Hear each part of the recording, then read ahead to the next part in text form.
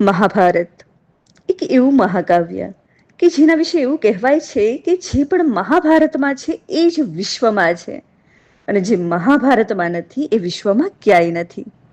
તમને ખ્યાલ છે કે ગાંધારી જે દુશાસન અને દુર્યોધનની માતા છે એ ગાંધાર રાજ્યની કન્યા હતી. બહુ સુંદર હતી અને હસ્તિનાપુરના રાજકુમાર ધૃતરાષ્ટ્ર એ જન્માંધ હતા. તે સુંદર તો નહોતા પણ અત્યંત વૈભવશાળી હતા. જેમ સૌંદર્યનું પોતાનું બળ હોય છે, તેમ જન બળ હોય, જ્ઞાન બળ હોય, ધન બળ હોય કે બાહુબળ હોય, બળનું પણ પોતાનું સૌંદર્ય હોય છે. છતાં પણ બળવાન વ્યક્તિ સામાન્યતઃ સુંદરતા તરફ આકર્ષિત થાય છે.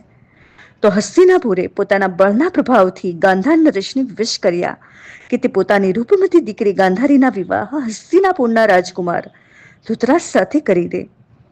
અપેક્ષાકૃત ઓછા શક્તિશાળી માણસને સર્વશક્તિ માણસની વાત માનવી જ પડે છે. તો ગાંધાર રાજે વિવશતાથી પોતાની પુત્રી ગાંધારીના લગ્ન ધૃતરાષ્ટ્ર સાથે કરી દીધા.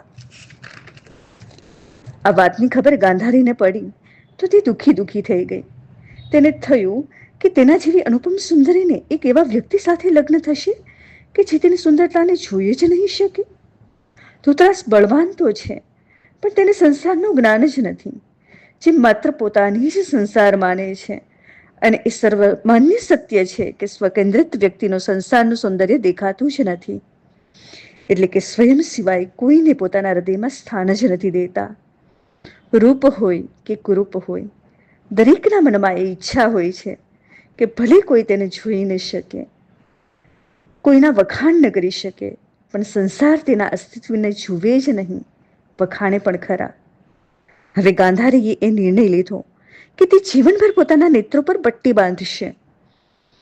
તેને નિર્ધાર કર્યો કે જો સુખના નામે તેને જીવનભર દુઃખ દેવામાં આવે છે, તો તે સુખને બચાવી રાખવા તેણે નિર્ણય કર્યો કે દુઃખ તે જોશે જ નહીં. જ્યારે કોઈ અપૂર્ણને આપણે પૂર્ણ ન કરી શકીએ, તો આપણી અસફળતા બતાવવા કરતા પોતે જ અપૂર્ણ બની જઈએ. લોકો અંધકારથી પ્રકાશ તરફ ગતિ કરે છે, જ્યારે ગાંધારીએ જીવનભર તેની આંખો પર પટ્ટી બાંધીને અંધકાર તરફ ગતિ કરી. અને જ્યારે કોઈ પણ વ્યક્તિ હઠપૂર્વક પ્રકાશથી અંધકાર તરફ યાત્રા કરે છે, ત્યારે તેનો સર્વનાશ જ થાય છે. ગાંધારીનો પોતાનો જ પરિવાર એકબીજાનો શત્રુ, એકબીજાના વિનાશનું કારણ બન્યો. પ્રતિશોધ અને વિષાદની ભાવનાથી ભરાયેલ કોઈ નેત્રવાન વ્યક્તિ જ્યારે આંખો પર જાણી જોઈને પટ્ટી બાંધે, તો સ્વયં નારાયણ પણ તેને નથી બચાવી શકતા.